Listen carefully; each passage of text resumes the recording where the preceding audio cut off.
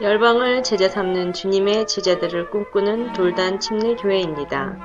이 주님의 꿈을 이루기 위한 세 가지 비전이 있는데, 말씀과 성령으로 투명한 성도, 예수님 제자되어 비추는 교회, 생명의 복음으로 행복한 세상입니다. 이 비전을 통해서 주님의 명령에 순종하는 삶을 살면서 동시에 예수님의 재림과 성도의 부활을 소망하는 아름다운 공동체입니다. 오늘 주시는 생명의 말씀을 통해 새로워지고 다시 회복되며 믿음을 더 뿌리내리는 은혜의 시간이 되시길 기도드립니다. 오늘 빌립보서 1장 12절부터 26절까지 말씀을 통해서 고난의 기쁨이라는 제목으로 말씀의 은혜를 나누기를 원합니다. 여러분, 고난 좋아하십니까? 고난 자체는 기쁜 것이 절대 아닙니다. 이건 분명한 거예요. 저를 포함해서 고난을 그렇게 즐겨하는 사람은 많지는 않습니다. 여러분, 뭘 하다가 실패했습니다. 멸시를 당합니다. 상처를 받습니다. 오해를 받습니다. 그리고 갑자기 불의의 사고를 당합니다. 여러분, 그것을 자체를요, 기뻐하고 즐기는 사람이라면 제가 보기에는요, 약간 정신적으로 이상이 있는 사람이라고 생각을 해봐야 돼요. 뭔가 한번 검사를 받아봐야 합니다. 그래서 우리가 성경을 잘 봐야 돼요. 성경의 야고보서 1장 2절 말씀 보시면요, 이렇게 말씀하고 있습니다. 내 형제들아, 너희가 여러 가지 시험을 만나거든 온전히 기쁘게 어떻게 해요? 여기라. 기쁘게 여기라고 그랬지 기뻐하라고 말씀하지 않고 있다는 사실이에요. 기쁜 일이 아니에요. 그 자체는 분명히 기쁜 일이 아닙니다. 그런데 너희가 만일 고난을 만나면 정말 힘들겠지만은, 정말 어렵겠지만은, 그럼에도 불구하고 두려워하지 말고 어떻게든지 기쁘게 여기라는 것입니다. 그것을 말씀하고 있습니다. 그래서 우리가 오늘 말씀을 통해서 어떻게 그러면 우리 주위에 오는 어떤 고난들을 기쁘게 여길 수 있는지 우리가 은혜를 나누기를 원합니다. 사도 바울은요, 복음을 전하다가 감옥에 갇히게 됩니다. 로마 감옥에 갇혔을 때예요. 빌립보 성도들의 따뜻한 사랑과 도움을 받습니다. 그 감사의 마음을 그들에게 전하고요, 그들이 박해 가운데서도 그리스도 안에서 극복하도록 위로의 편지를 지금 쓰고 있습니다. 바울은 감옥에 있었지만요, 기쁘게 생각을 했습니다. 빌립보 성도들에게도 같은 마음을 부탁하는데 그 이유를 오늘 이 아침에 생각해 보기를 원합니다. 첫 번째로요, 왜 고난은 기쁨이 되는가? 다른 성도들을 담대하게 만들 수 있기 때문에 우리가 기뻐할 수 있다는 거예요. 내가 어떤 고난을 받아요. 근데 그 고난 때문에 다른 사람이 또한 담대해질 수 있는 원인을 제공하기 때문에 우리가 기뻐할 수 있다는 것입니다. 오늘 14절 말씀에 그것을 말씀하고 있습니다. 바울이 지금 어디에 있다고요? 바울은 지금 감옥에 있습니다. 누구도 가고 싶지 않은 그 감옥에 그가 갇혀 있습니다. 우리가 어떻게 하냐면 12절에 그가 당한 일이라고 그랬거든요. 그리고 13절, 14절 표현을 보면 자신이 매여 있다고 표현을 하고 있습니다. 그래서 지금 매여 있다는 것은요, 쇠사슬에 매여 있다는 거예요. 꼼짝할 수 없는 그러한 상황, 많은 것들이 제약되어 있는 그 상황 가운데 지금 바울이 있다는 말씀입니다. 그가 어떤 죄를 지어서 무슨 도둑질하거나 강도질 그런 것을 해서 감옥에 있는 것이 아닙니다. 만일 죄를 지어서 감옥에 들어갔다면요, 아, 드디어 올 것이 왔구나 하면서 그러한 반응을 보였을 텐데 그는요, 그러한 죄를 지은 적이 없다는 것이죠. 그래서요, 만약에 죄 없이 감옥에 갇혔다면 여러분 반응이 어떻겠어요? 억울해 하면서 호소를 할 것입니다. 아니면요, 절망감에 고래고래 소리를 지를 수도 있고요, 이 또한 신세를 한탄할 수도 있을 것입니다. 그런데요, 오늘 말씀을 보니까 사도 바울은요, 오히려 기쁨의 메시지를 전하고 있다는 사실이에요. 빌립보서를 보면 얼마나 기쁨에 대해서 말씀을 많이 하고 있는지 모릅니다. 감옥이에요, 지금. 감옥입니다. 빛도 잘 들지 않는 그런 곳이에요. 그래서 이 기쁨의 메시지를 전하는 사도 바울을 보면 둘 중에 하나일 것 같습니다. 첫 번째는요, 너무 억울한 나머지 약간 정신이 좀 이상해진, 그러니까 심리적으로는 피가학증 증세라고 하는데, 그럴 수도 있고요. 두 번째는 정말 기쁨 무엇이 그 안에 있기 때문에, 기뻐하라고 그가 얘기할 수 있었다는 것이죠. 누구나 쉽게 알 수 없는 그 무엇인가 그가 그에게 있었기 때문에 그가 기뻐하라고 얘기할 수 있었다는 것이죠. 그런데 13절, 14절을 보면요, 바울이 무엇 때문에 기뻐했는지 알 수 있습니다.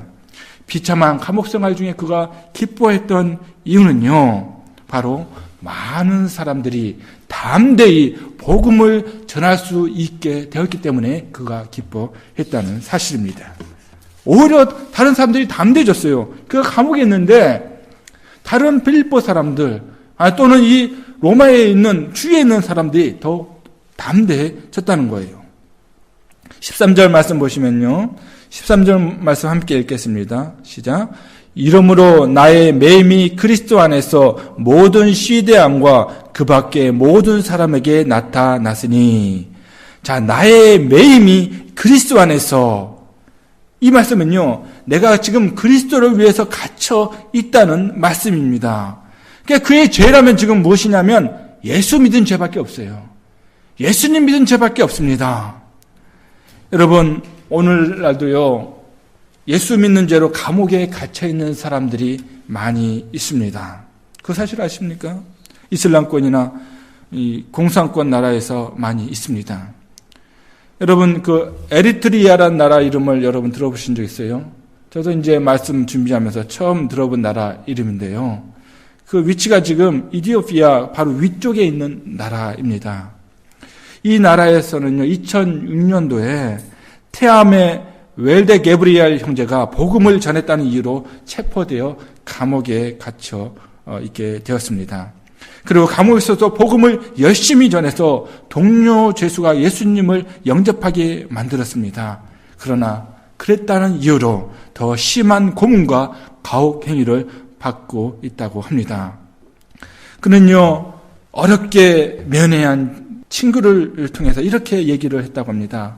마치 지옥이 내 앞에 와 있는 것 같습니다. 나를 위해 누군가가 간절히 기도해 주기를 바랍니다. 과연 내가 다시 밖으로 나가 친구들과 가족들을 볼 수 있을런지 모르겠습니다. 라고 말을 전했다고 합니다. 사랑하는 성도 여러분, 사도 바울도요, 지금 동일하게 이처럼 예수를 믿는 죄로 감옥에 갇혀 있었다는 것이죠. 그럼에도 불구하고 그가 기뻐할 수 있었던 것은 그의 감옥 생활을 통해서 놀라운 역사가 생생하게 일어났기 때문입니다. 복음의 역사가 침체된 것이 아니고 복음이 더 놀랍게 능력으로 역사가 되었기 때문이라는 것이죠. 여러분, 만일요, 어떤 무리 가운데 대장이 있는데 그 대장이 만약에 잡혔습니다. 그리고 오늘 내일 하면서 죽음을 앞두고 있다면 어떻게 되겠어요? 그를 따랐던 사람들은 심리적으로 위축이 될 수밖에 없습니다. 숨어 다니는 것이 정상이에요. 그런데 뭐라고요? 로마에 있던 많은 그리스도인들은 더욱 담대하게 복음을 전하는 사람들로 변하게 되었다고 오늘 말씀은 우리에게 가르쳐주고 있습니다. 이것이 바울이 감옥에 갇혀 있었으나 참으로 기뻐했던 이유였다는 것이죠. 머리가 어떻게 된 것이 아닙니다. 정말 그가 믿음 가운데, 예수님 믿으면서 고난 가운데 기도하며 그 가운데 있었는데 하나님께서 놀라운 역사하심을 바라보게 되었다는 거예요. 어떻게 해요? 온 시대 안에 하나님의 말씀이 더욱 왕성해져 갔다는 것입니다. 사랑하는 성도 여러분, 우리도 예수님 믿다가 고난 받을 수 있습니다. 예수님 믿으면요, 그 이후로 만사 형통하는 것이 아니라는 거예요. 결론적으로 우리가 하늘복 받으면 모든 것이 잘 되고 종국에는 우리가 잘 됩니다. 그러나 이 세상 가운데 살아가는 동안에 우리의 삶 가운데 고난의 파도는 누구에게 있다는 사실이에요. 그 모양은 다 달라요.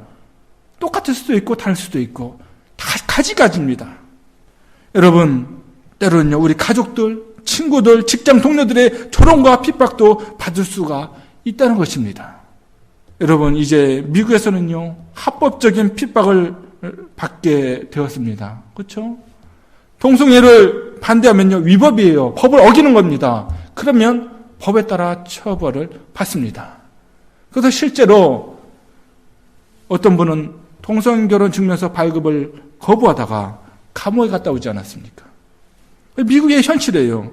실제적으로 예수님 믿기 때문에 신앙의 양심을 지킨다는 이유로 감옥에 가는 것이 우리의 현실이 되어 버렸습니다. 그럼 우리는 어떻게 해야 됩니까? 포기해야 됩니까? 아니라는 것이죠. 우리는요, 사도 바울을 보면서 교훈을 받아야 됩니다. 정말 우리는 소망을 잃지 말아야 합니다. 내가 조롱과 핍박을 믿음으로, 기쁨으로 잘 견뎌내면 누구에게 영광입니까? 바로 하나님께 영광이 되는 줄 믿습니다. 다른 성도들에게 하나님의 살아계심을 증거하고 그들도 담대함을 얻게 되기 때문입니다. 고난을 가운데 우리가 소망을 잃을 이유가 없다는 것이죠. 로마서 8장 18절 말씀 함께 읽겠습니다. 생각건대 현재의 고난은 장차 우리에게 나타날 영광과 좋게 비교할 수 없도다. 사랑하는 성도 여러분, 이러한 소망이 우리에게 있어야 될 줄 믿습니다. 이러한 소망의 확신이 나에게 있어야 될 줄 믿습니다. 내 현재의 고난이 있을 수 있다는 거예요. 성경은 현재의 고난을 부정하지 않습니다. 왜요? 장차 우리에게 나타날 주님께서 주시는 영광과 면류관이 있기 때문입니다. 그것과 비교가 안 된다는 거예요. 세상을 살아갈 때 나의 시각은요, 다른 사람에게 영향을 줄 수 있다는 것입니다. 사도 바울이 이런 믿음 가운데, 이런 믿음의 시각으로 살아갔을 때 다른 사람들에게 귀중한 영향력을 미친 것처럼 바로 나의 시각이 다른 사람들에게 좋은 영향을 줄 수도 있다는 거예요. 성경에 보면 구약에 가나안 정탐꾼 이야기가 나오죠. 12명의 정탐꾼이었습니다. 그 중에 10명 어땠습니까? 이 가나안 족속들이 진짜 안악자손으로 몸집이 컸어요. 그 몸집에 그들의 모습에 질려버렸습니다. 그러면서 뭐라고 합니까? 그 땅 들어가면 안 됩니다. 우린 들어가면 다 죽습니다. 안 됩니다. 부정적인 시각을 드러냅니다. 맞는 말처럼 보입니다. 합리적인 말이에요. 그들이 더 큽니다. 더 장대합니다. 그러면요, 그들이 이길 수 있다는 거예요. 합리적인 이야기예요. 그런데 두 사람은 어떻게 봅니까? 여호수아와 갈렙은 어떻게 봅니까? 어떻게 해요? 참 대단해요. 저 같으면 그런 말 못할 것 같아요. 그들은 우리의 밥입니다. 우리의 밥이라는 거예요. 예. 상대가 안 된다는 거. 어떻게 해요? 하나님의 시각으로 본 거예요. 하나님의 능력을 본 겁니다. 하나님께서 함께 하심을 본 거예요. 우리와 함께 하시는 그 하나님, 저 홍해를 가르시고 광야길 가운데 함께 하시는, 우리에게 먹을 것을 주시고 초자연적인 능력으로 우리를 보호하시는 하나님이 함께 계시면 저들은 우리의 밥이라는 거예요. 아무 문제가 되지 않는다는 것입니다. 여호와의 신앙으로 담대하게 나갔습니다. 그런데 현실적으로 보면 어때요?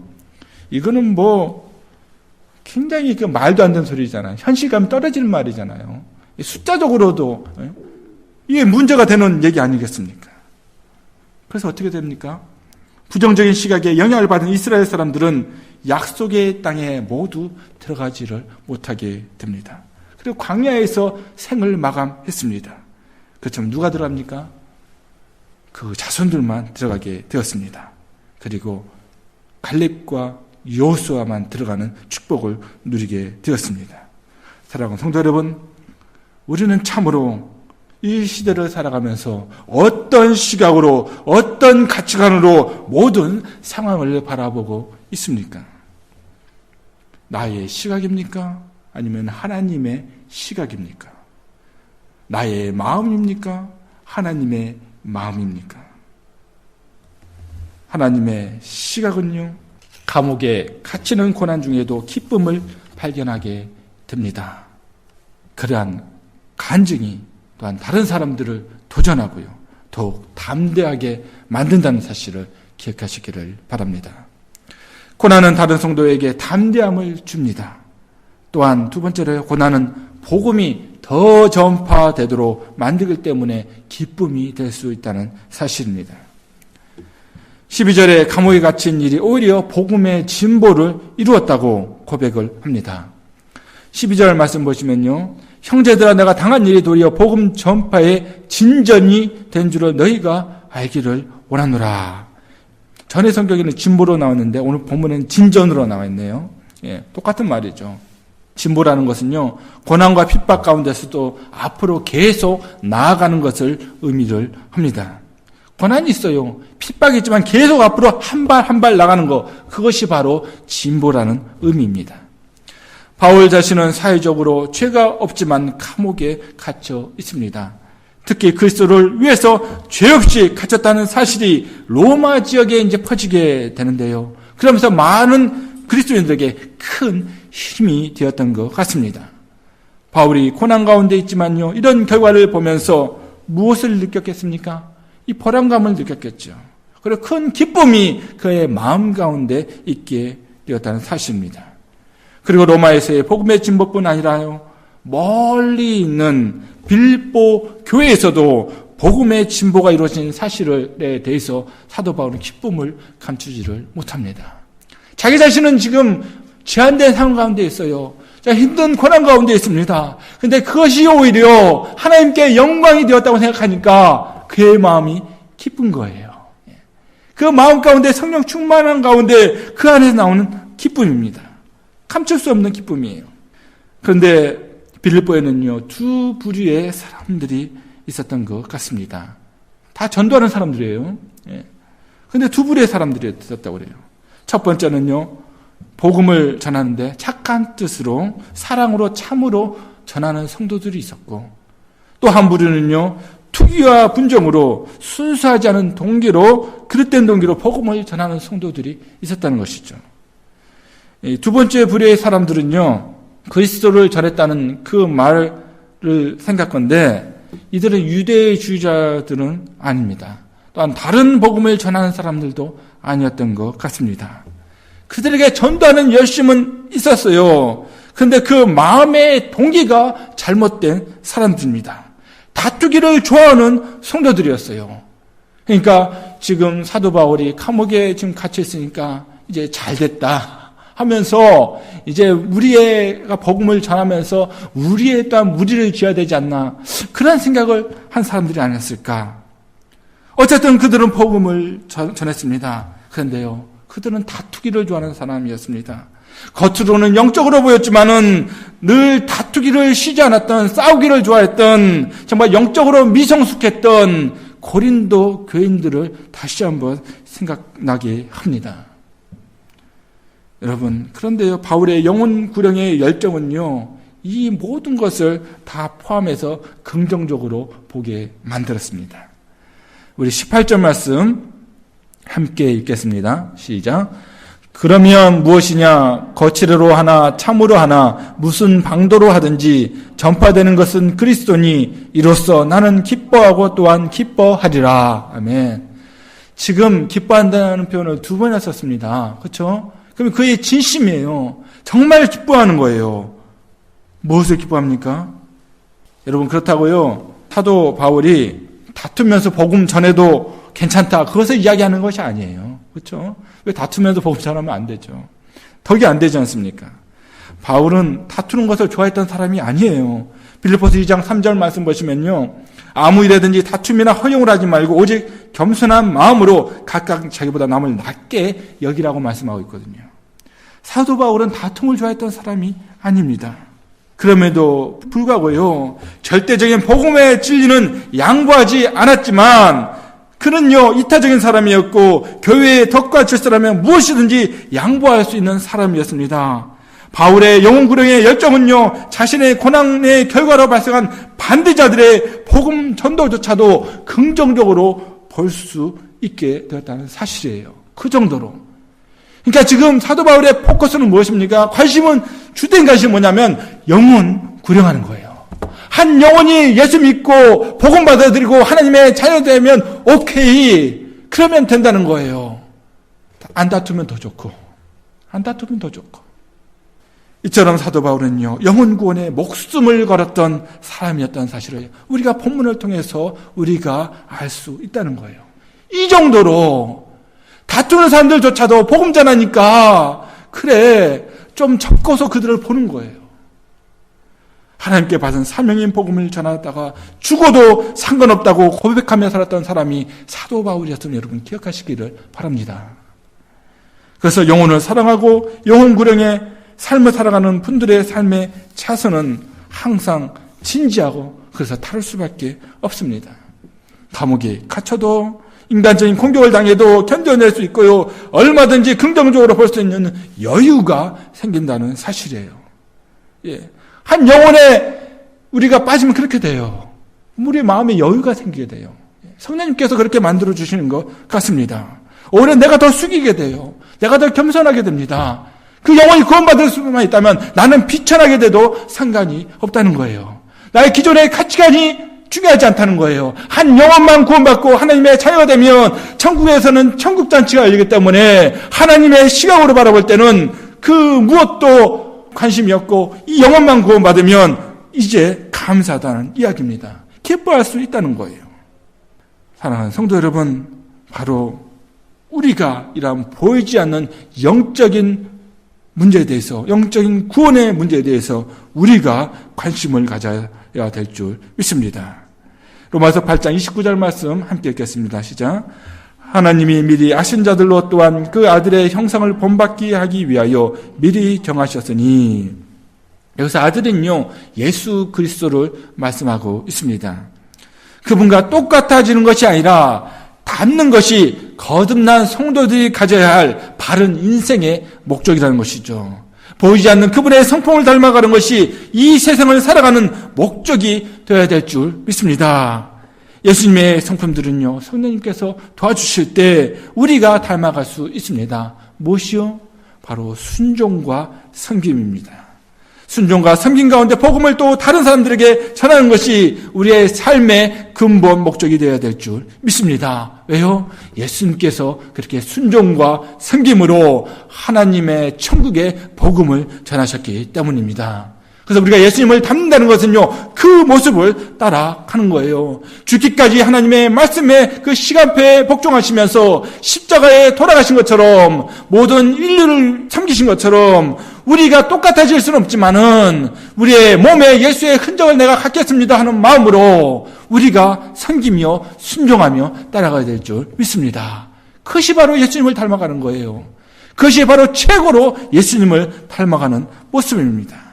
그러면요, 우리 인생의 어떤 고난도 견딜 수 있게 될 줄 믿습니다. 견딜 수 있습니다. 고난이 다른 성도를 담대하게 만들고요, 복음이 간증을 통해서 더 많이 전파되어 기쁘게 여길 수 있습니다. 이것이 사도 바울의 마음이었어요. 그리고 세 번째로요, 고난은 내 안에 그리스도가 계시기 때문에 기쁨이 될 수 있다는 거예요. 21절 말씀은요, 빌립보서 전체에서도 가장 중요한 구절입니다. 21절 말씀 우리가 함께 읽겠습니다. 이는 내게 사는 것이 그리스도니 죽는 것도 유익함이라. 아멘. 내게 사는 것이 그리스도니 죽는 것도 유익함이라. 사도 바울이 영혼 구원을 위해서 복음을 전하면서 그 심중 깊고 깊은 그 가운데 가졌던 마음이 바로 이 마음입니다. 순교자적인 신앙, 예수님을 닮아서 정말 내게 사는 것이 그리스도라면 다른 그 무엇도 다 값어치가 없다는 거예요. 다 배설물로 여길 수 있다는 것입니다. 예수 그리스도가 내 안에 있다는 것이 가장 중요하다는 그런 고백입니다. 사도 바울에게 마음의 갈등이 하나 있었습니다. 그것이 무엇입니까? 내가 천국에 빨리 갈 것인가? 그것을 바랄 것인가? 아니면 이 땅 위에서 더 살기를 바랄 것인가? 물론 다 하나님의 주권에 속해 있죠. 내가 원한다고 그렇게 되는 것은 아니죠. 이제 사도 바울은 죽을 수도 있는 감옥에 있으니까 그런 생각이 들었던 것 같습니다. 바울은 죽음을 두려워한 사람은 아니었습니다. 바울의 소망은 사실 무엇이었습니까? 빨리 예수님 만나는 거였어요. 빨리 만나는 것이 사실 사도 바울의 마음이었습니다. 그런데 고린도후서 12장에 보면요, 자랑해서 이루을 것이 없지만 하면서 그가 무슨 간증을 합니까? 그가 셋째 하늘에 갔다 온 그 간증을 그가 합니다. 낙원도 갔다 온 적이 있다고 그가 말을 합니다. 그랬으니 얼마나 그 천국을 소망하면서 살았겠습니까? 가고 싶었을 것 같아요. 이미 그는 봤으니까. 어떤 형태로 봤는지 모르겠지만 일단 봤다고 했잖아요. 23절 말씀 보시면요, 내가 그 줄 사이에 끼었으니 차라리 세상을 떠나서 그리스도와 함께 있는 것이 훨씬 더 좋은 일이라 그렇게 하고 싶으나, 그렇죠? 그의 마음을 적나라하게 표현하고 있죠. 나 지금이라도 천국 가고 싶습니다. 예. 지금이라도 하나님 만나고 싶습니다. 예수님 얼굴 맞대고 보고 싶습니다. 그것이 바로 그의 소망이었다는 거예요. 그런데요, 바울은 그 소망보다 무엇을 선택합니까? 이 땅 위에서 더 살기를 바라고 있습니다. 고난이 끊이지 않는 이 땅 위의 삶을 그가 더욱 소망하고 있다는 사실입니다. 굉장히 역설적이에요. 그 이유를 24절, 25절에서 말씀하고 있습니다. 24절, 25절 말씀 함께 읽겠습니다. 시작. 내가 육신으로 있는 것이 너희를 위하여 더 유익하리라. 내가 살 것과 너희 믿음의 진보와 기쁨을 위하여 너희 무리와 함께 구할 이것을 확실히 아노니. 아멘. 그의 마음을 돌이키게 되는데 누구 때문에요? 주위에 있는 그 형제 자매들을 위해서, 그 형제 자매들의 그 유익을 위해서 내가 있는 것이 낫겠다. 그들의 믿음이 진보하도록, 또한 그 기쁨을 위해서 지금 사도 바울은요, 감옥에 있는 것이 낫다는 거예요. 감옥에서 풀려나더라도 이전보다 더 복잡한 문제로 그는 시달릴 수도 있습니다. 그럼에도 불구하고 왜 그는 고난의 땅에 머물기를 원하고 있습니까? 이렇게 정말 이타적인 마음을 어떻게 사람이 가질 수가 있습니까? 어떻게 자기 자신을 다른 사람을 위한 헌신적인 마음을 갖고 이렇게 살아갈 수가 있습니까? 사도 바울은 그렇게 살아갔어요. 예. 내가 모든 것이 다 할 수 있다고 그랬어요. 그러나 여러분들을 위해서 저는 하지 않습니다. 그 사도 바울의 고백 가운데 많이 드러나는 내용 중에 하나입니다. 이것도 가하고 저것도 가해요. 그렇지만 여러분들을 위해서, 여러분들의 시험이 될 것 같으면 제가 하지를 않습니다. 이타적인 삶을 살았던 사람이 바로 사도 바울이었어요. 어떻게 이러한 사람을 살 수 있는가? 그 답은요, 우리 아까 읽었던 21절 말씀에 나와 있다는 것이죠. 이는 뭡니까? 이유죠. 이는 내게 사는 것이 그리스도니. 내게 사는 분이 그리스도이시기 때문에 극단적인 그 고난과 정말 죽음의 두려움도, 가시적인 이 땅의 고난들도 더 이상 나를 나약하게 하거나 두렵게 할 수 없다는 것이죠. 왜냐하면요, 바울 안에는, 그 바울의 속 안에는 예수 그리스도께서 살아 계시기 때문입니다.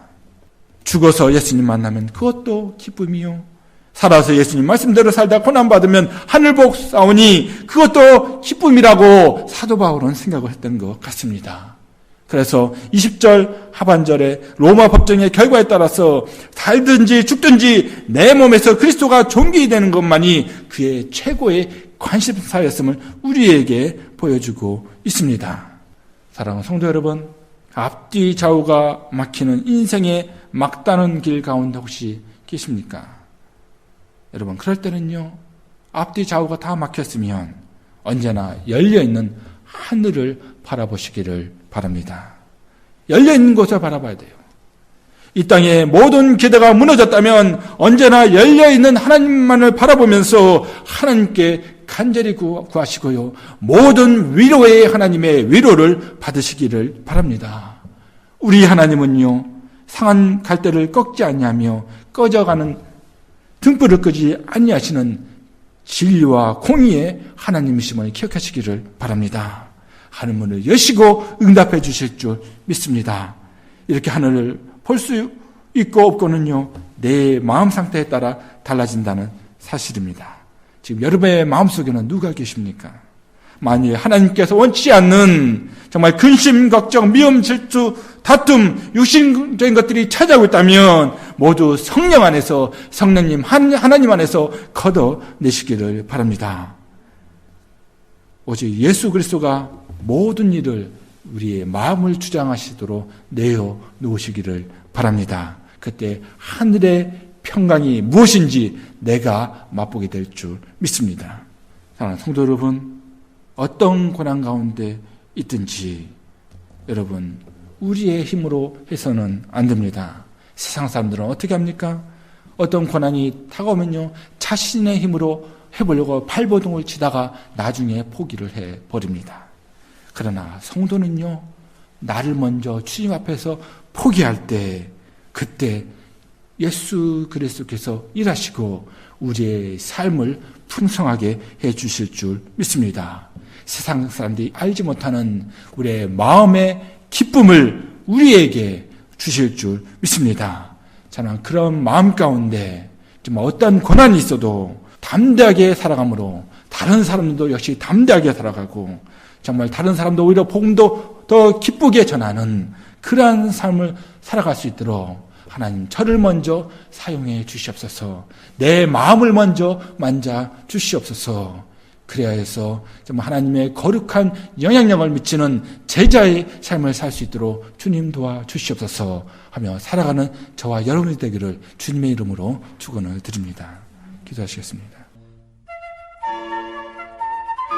오늘도 말씀에 온전히 순종하셔서 풍성한 삶을 살아가시기를 기도합니다. 열방을 제자 삼는 주님의 제자들 돌단 침례교회 예배시간 말씀이었습니다. 사랑합니다. 축복합니다.